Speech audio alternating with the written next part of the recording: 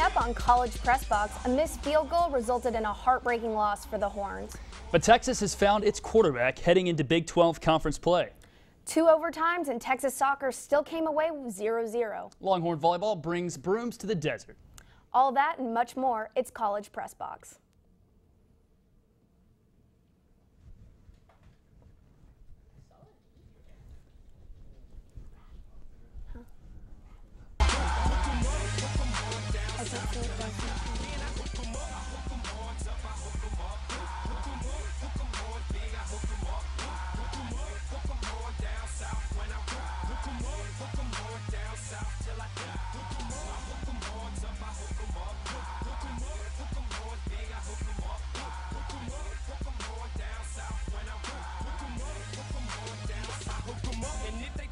Good evening and welcome to tonight's episode of College Press Box. I'm your host, Amanda Atwell, and joining me in the studio tonight is Reese Miller. How are you doing tonight, Reese? I'm doing great, Amanda. Thanks for having me along. Let's get this started. Despite a 20-point rally in the fourth quarter, Texas came up just short against Cal, losing 45-44. Here's what head coach Charlie Strong had to say about the heartbreaking loss. Tough loss the other night, but the thing about it, if you watch how our team just fought back, and I'm just very proud of them. And the thing it can do is just make us stronger and just make them start just believing in themselves. And I told them that after the game in the locker room, I said, you know, what's amazing is to watch how we fought back 21 down in the third quarter, and for us to go on that run in the fourth quarter. And then I think we scored 2 touchdowns within 3 or 4 minutes there at the end. And the amazing performance by Gerard was just unbelievable. Down the road to DKR and see how it all went down. Ready to go, Texas and California. California ranked 33 in the nation coming into today. Gerard Hurd gets his second career start. Hurd lets it fly. Jonathan Gray down to the 2-yard line out of bounds. Just comes up just short of the end zone. Longhorns marching, trying to take a lead. They were 7-point dogs in this game, but it's Gerard Hurd looking for his first rushing touchdown of the night. It would be that kind of night for Hurd. He fights for the end zone. It's 7-0. That ties the game at 7. But Cal marching back. What a hit. Kevin Vaccaro, the junior, getting his first action. Antoine Davis recovers. Texas holds off California. But Jared Goff, he's pretty good. There's a reason he's going to go in the first round of the NFL draft. Nice adjustment to the catch by Waller. 4th down and 6 here to the end zone, no problem. The Golden Bears score. They're back on top, 14-10. But Gerard Hurd and Texas just keep on marching. Hurd lets it rip down the sideline. John Burt called him John Turnt. He makes an unbelievable catch again down at the 5-yard line. Texas set up inside the 15. Now it's Jonathan Gray shredding up the middle. His first of 2 touchdowns on the night. Hook 'em horns, and they're up again, this time by a score of 17-14. Now Jared Goff, that didn't work well. Back inside, it's Tank Jackson on the recovery, and Texas is in business inside the Cal 15-yard line. Hurd, give it to Gray again. That works pretty well. Jonathan Gray's second touchdown of the night, and Texas all of a sudden is up 24-14. But a few short plays later, Cal takes less than a minute to go back down and get back within 3. Just like that, it is Muhammad racing down. Can anybody catch it? PJ Locke? No. Chris Boyd? No. Just forget about it. He's gone. Cal back up just before we're headed into halftime. Now it's Gerard Hurd back after it. Running right, Hurd, what a move. Looking like another quarterback from Kerrville, Texas. Might as well call him Gerard Football. Into the end zone, the legend is starting to be born. Texas rallying back in the third quarter now. There's Deonta Foreman from 33 yards out. Number 33 rumbling, stumbling into the end zone. Texas trying to make a comeback. We are in the fourth quarter. They were down 21 points in this game headed into the fourth. Cal trying to close it out, and they will not. He drops it, and Texas is given life. Down 7, less than a minute to go. Gerard Hurd, the legend is born. Quarterback draw up the middle. Hurd races down the sideline. Texas is going to tie the game, or will they? Extra point needed to tie. Nick Rose. This is automatic. It's not. It's wide right. Texas falls short by 1 point to California. 45-44 is your final. A heartbreaking loss for Texas. Reese, you were fortunate enough to be there. Let's take a look at what you saw. Have you heard? Texas has found its quarterback. In his second career start, the redshirt freshman Gerard Hurd set a school record for total offense with 527 yards. Just watching him, he's exciting, and it has brought the excitement into the team. You watch our whole sideline now. When our offense takes the field, our guys are all just locked in. Gerard, he a baller. Then he gonna come and play every week. So I'm excited for him. I'm excited for his success. I thought Gerard was fabulous. You know, he's grown so much in just a very short time. Despite trailing by 21 points in the fourth quarter and an electric comeback from Texas quarterback Gerard Hurd, the Longhorns' road to contention went wide right. Extra points like automatic. I didn't even look. And all of a sudden I see one of their players running down the field, and I was like, oh my God. And I told him, I said, you know, you got to get your head up. I mean, you know, mistakes are being made, but it's a mistake that can be corrected. Hurd seems to be giving something Texas hasn't previously had: hope for the rest of the season. He's a fabulous competitor, and you know, just the way that he battled back, he never stopped, he kept believing, he showed leadership, and the players believe in him. Because of what he's done, they just know we have a chance with him, with his hands on the ball. We show we can fight, and, you know, fight all the way to the end, and, you know, we can win the ball game. When it gets hard, you know, we're gonna still have faith and have faith in everyone. Texas begins conference play this Saturday against Oklahoma State. Reese Miller, College Press Box. Coming up, is there hope for this Texas team with their new starting quarterback? We'll hear analyst Julien Owens' thoughts on the game. Stick around, it's College Press Box.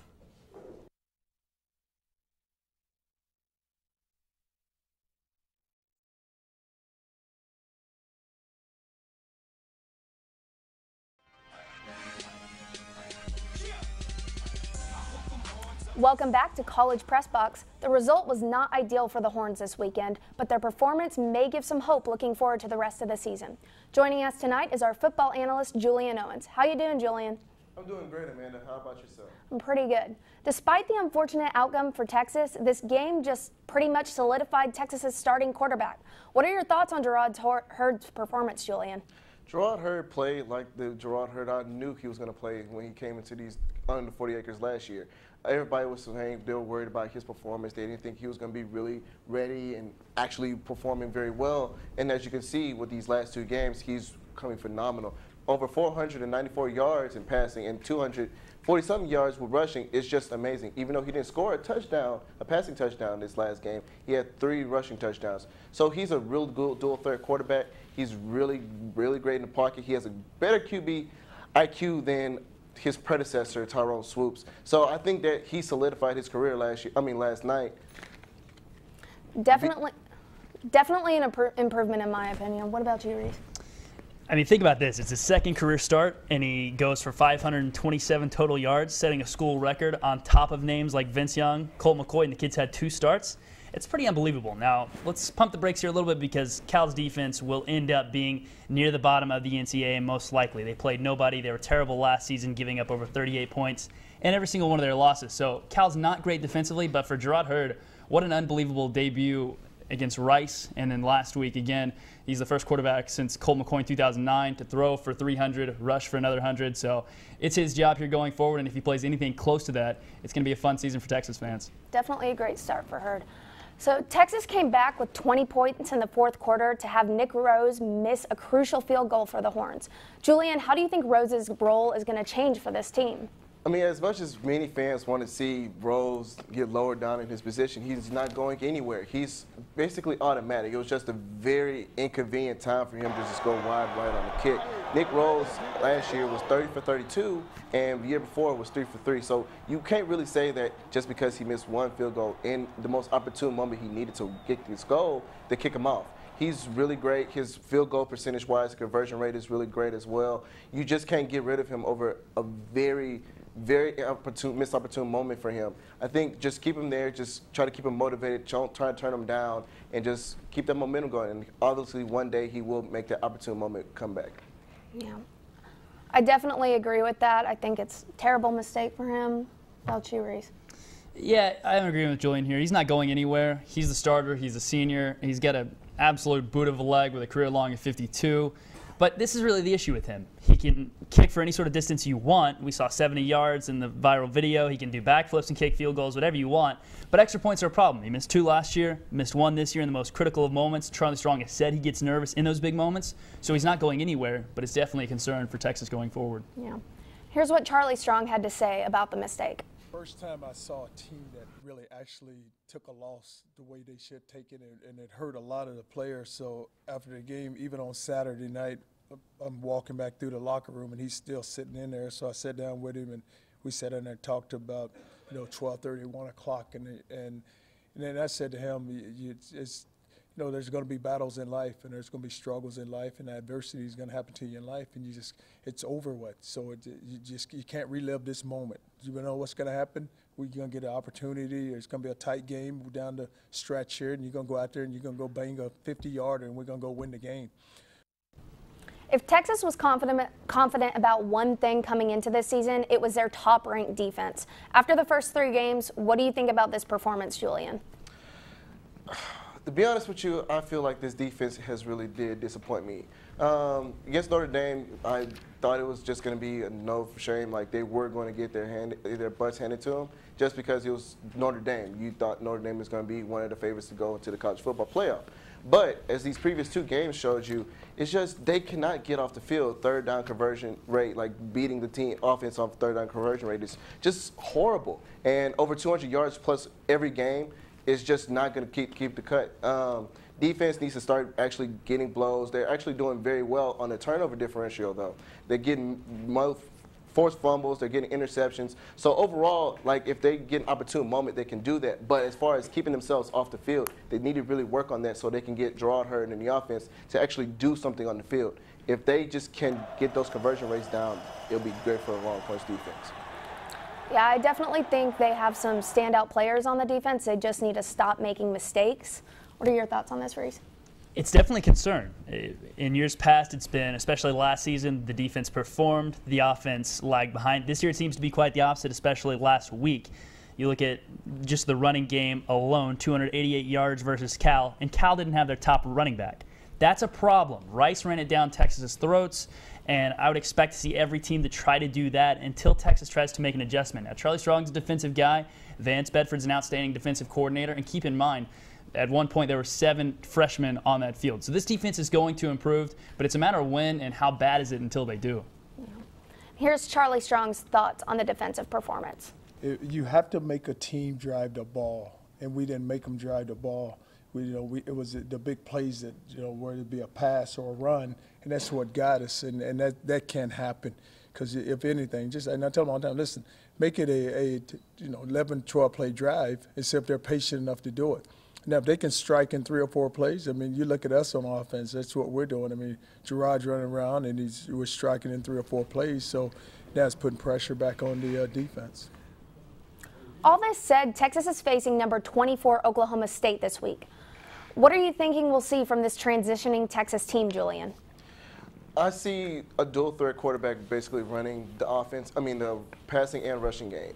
If they want to be in any kind of contention against the Oklahoma State Cowboys, they need Gerard Hurd to be Gerard Hurd. They need him to run the ball, basically be that dual threat quarterback that they have relied on for the past couple of games. But also at the same time, defense needs to come up and do something together. Oklahoma State, they haven't played anybody. That's why they're 3-0, to be honest. But they have a great QB and wide receiver core. If they can't stop the wide receiver core, they might have a really long night for the Texas defense. And then also, again, like Reese and I just suggested earlier, if they can't stop the rush, there's going to be a very long night for the Texas defense. And Texas offense might not even be able to have an opportune moment to even score at all in this game.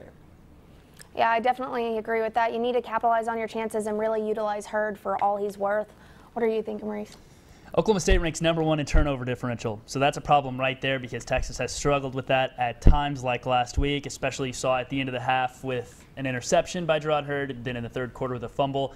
This team is really good. They're going to come to Austin hungry, and Texas better win this one because after that you get TCU and you get Oklahoma in the Cotton Bowl. It's a tough road for the Longhorns. Certainly Mason Rudolph's going to run that offense, and they're going to put up some points. They put up 69 last week against UTSA. Now, they haven't played really anybody besides Central Arkansas and Central Michigan, and the Chippewas put up a fight against them. So it'll be interesting at DKR on Saturday night, but Oklahoma State's a tough task facing Texas, and it's going to be on that defense to try to stop some sort of running game. Yeah, definitely. Here's what Charlie Strong has to say about facing Oklahoma State next week. I'm just trying to get to that next one, Oklahoma State. But our goal is to win the conference. That's one of our goals, and we're going to go out and compete each and every week. And we have, for us, it starts this week with Oklahoma State, and we know we have to go play well because it's a really outstanding football team. But our mindset is to go out and go win the conference.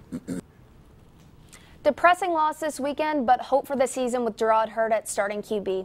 Coming up, we have soccer, volleyball, golf, and tennis. Stick around. It's College Press Box.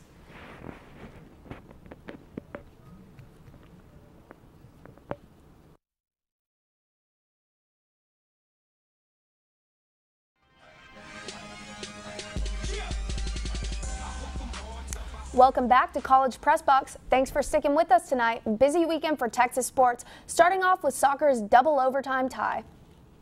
Texas outshot and outpossessed University of Arkansas Little Rock this Sunday, but they were not able to come away with the win. Let's head out to Mike Myers for the highlights. Here, Texas soccer enters the game on a 3-game unbeaten streak. See if they continue that. 16th minute, first opportunity. Alexa Adams beats her defender, gives it off to Michaela Flores for a shot, but Sarah Smalls with the save. 0-0 still in the first half. Right here, we have a cross into Kyra Dallas. She misses it high. 0-0 still. Julia Deich on the corner. Another opportunity for Dallas, but Small with the save once again. Right here, we got a shot by Flores, but it's blocked by the defender. Adams with the rebound, but she is not able to capitalize on this opportunity. A little wide, still 0-0. Texas had 29 shots in this game, but were not able to capitalize on any of them. Chantel Campbell gets a shot here, another save by Small. Then Little Rock with an opportunity up the sideline here. L.R. Wilkes with a breakaway. Abby Smith comes out and blocks that for the Horns. Smith had 4 saves on the night, and the Horns tied Little Rock 0-0 after 2 overtimes. Number 2, Texas volleyball decided to leave the heat of Texas and head to the crisp Arizona sunshine for the Wildcat Classic. The Longhorns were as hot as the Grand Canyon State Desert, sweeping Savannah State 3-0 before pulling out a 5-set duel to knock off number 16 Arizona. The Longhorns concluded the tournament by beating New Mexico State 3-1. Amy Neal earned MVP for the weekend. Molly McCage and Shiaka Bagu joined Neal on the all-tournament team. Women's golf came in 10th this weekend at the Minnesota Invitational. Junior Julia Beck shot a team low in the final round for the lowest round for Texas.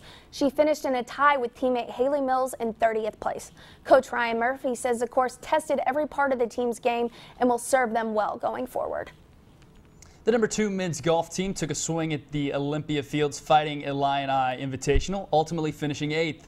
Texas had 4 players finish in the top 50, led by sophomore Doug Jim, who has now finished top 8 in the last 3 tournaments. The Longhorns will next tee off at the Nike Golf Collegiate Invitational October 4th through October 6th in Portland, Oregon. Texas men's tennis opened their fall season at a pair of tournaments this past weekend, the Racket Club Collegiate Invitational in Midland and the Rice Invitational in Houston. They collected 3 titles over the weekend, with freshman Harrison Scott winning his first singles title. Senior Michael Reichman also took home a singles win in Houston. As for doubles play, senior Nick Nauman and redshirt freshman Julian Zabowski teamed up to win the main doubles draw at Rice.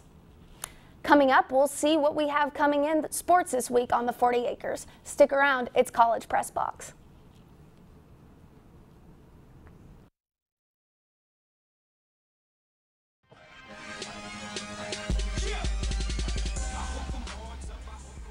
Welcome back to the 40 Acres and to your home for Longhorn Sports, TSTV's #1 sports show, College Press Box. Time to check out what we have going on this week in Longhorn sports.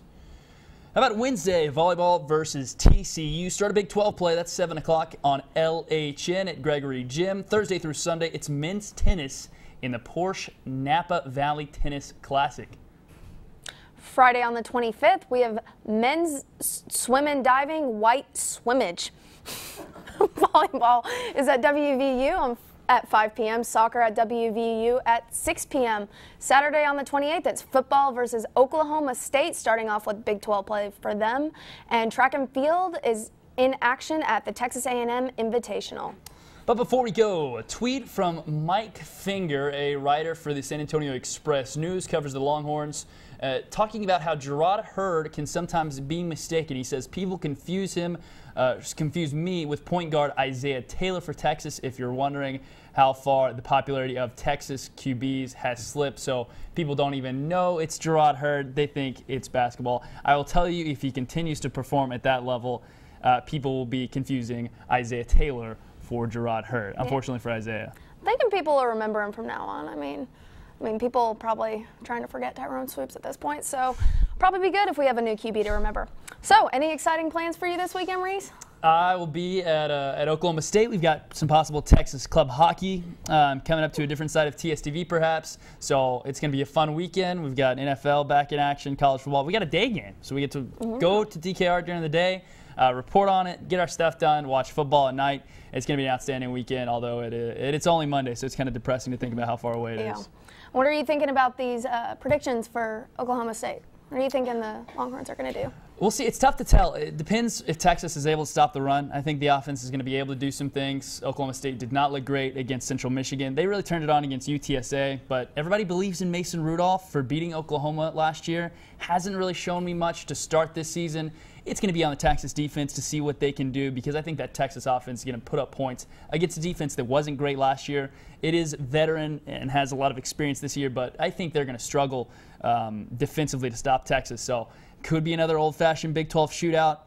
I'll tell you, I like Texas just because I think it's a must-win game, and they fight back from the despair of last week before possible despair against TCU and Oklahoma. So I think Texas wins something 38-35. Yeah, I'm definitely in the same book as you. I'm thinking Texas's offense is really showing out, and they're solidifying. They're kind of getting in their groove. Texas defense just needs to step it back up to the defense we saw somewhere around last season. Yep. And freshmen need to stop making freshman mistakes. Malik Jefferson needs to stop making those mistakes. So what about for NFL? How you feeling about Romo, Reese? I'd rather honestly not talk about it. I don't think the FCC would approve if I talked about it. I don't think the station would approve if I talked about it. But it is okay. Hope remains. Only at 8 to 10 weeks. Hopefully 8. Maybe the Romo magic will be back, and it's okay. It's okay, Cowboys Nation. We will survive. Hopefully his surgery goes well. Okay. He's not having surgery, so he's not anymore. Thank good for that. Nope. Good. Okay. Well, that's all the time we have for tonight. Thanks for tuning into College Press Box. You can follow us on Twitter at College Press Box. You can catch us every Monday night right here on TSTV at 9:30. From everyone here at the studio, Master Control, Reese, and myself, have a great night.